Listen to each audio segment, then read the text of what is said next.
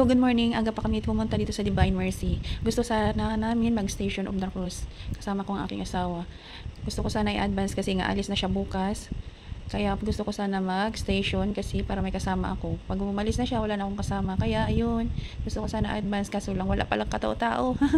Nawawamali ako. Ayan, kaya ang ginawa namin ikot-ikot na lang. Ayan, mag-pray na lang kami dito. Ayan, may bagong grotto. Hindi ko alam kung bago yan kasi ngayon ko lang din naman nakita.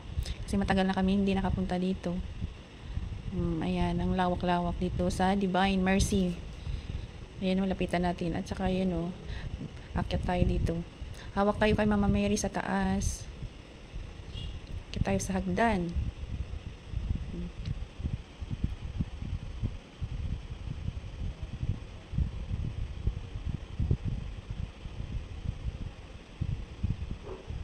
Ayan, ang ganda ng view oh. Dito ako sa taas.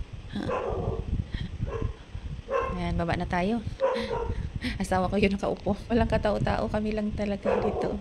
Hindi, mayroon naman doon, kukunti lang. Ayan, baba na tayo. Masarap ang painit kasi maaga pa. Ayan oh, bago magandang grotto oh. Ayan. Ayan oh, ang lawak dito. Diyan ang mimisa. Ayan, tambay muna kami ng asawa ko dito. Malamig-lamig rito. Hindi ko alam kung mayroon station kasi nga sobrang aga pa namin. Ay, maaga. Dito, mga 7 pa lang yan eh. Kaya, ayan. Kung may tao naman ko konti, ayan. Ayan, nag-iaasawa ko. Uwi na lang daw kami. Pero nag-pray naman kami dyan bago kami umuwi. Kaya tambay, nag-pray na kami doon. Tapos, ayan, ang lawak. Important na kami sa parkingan. Wala masyadong katao-tao. Ayun o, doon naka-parking motor namin. Okay, kami lang naka-park. Solo namin yung parkingan dyan. Walang ano, wala pang katao-tao.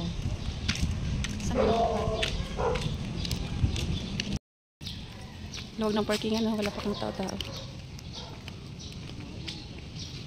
Dito na ako mag-abang.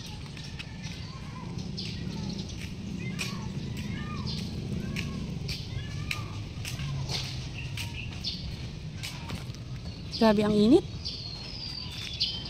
Masarap dito, malamig.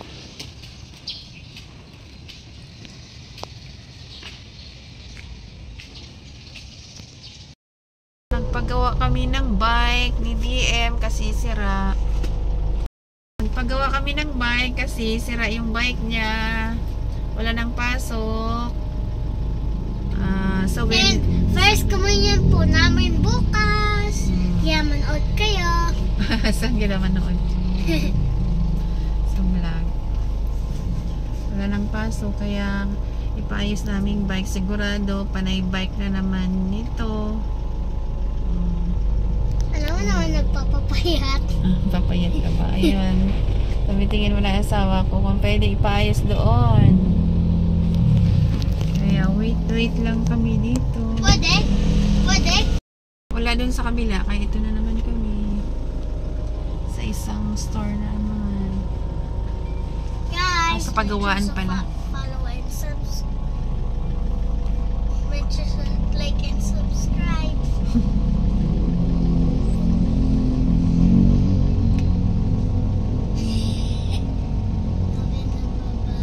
Dami. Ano? Sabi ng babae. Ano? Sa harap natin. Ha? Nung naka-pink na bag. Nung pagtalikod niya sabi niya. Nagulat siya. May tao pala. Siguro nagsalamin siya. Wala na naman siguro. Papa, pwede? Pwede daw. Huwag ka na bumaba. Dito na lang tayo. Ayan. Bababa ako. Mahirap po tumawid oh. Baba tayo. Ayaw po. Ayun. Binaba niya na. Kasi pinapagawa niya na kasi bukas alis na yung kanyang papa. Guys, narinig manood niya naman. kayo bukas. Ihatid natin si Papa. Malungkot na naman yan si DM. Siguro iyak na naman yan. Di ba? Guys, alam nyo, di ba may yung lahat ng tao may feelings. Ibig sabihin, iiyak talaga yun. Natural lang yun, no? Natural lang yun Guys, na iiyak. parehas kami ni Mama Marites.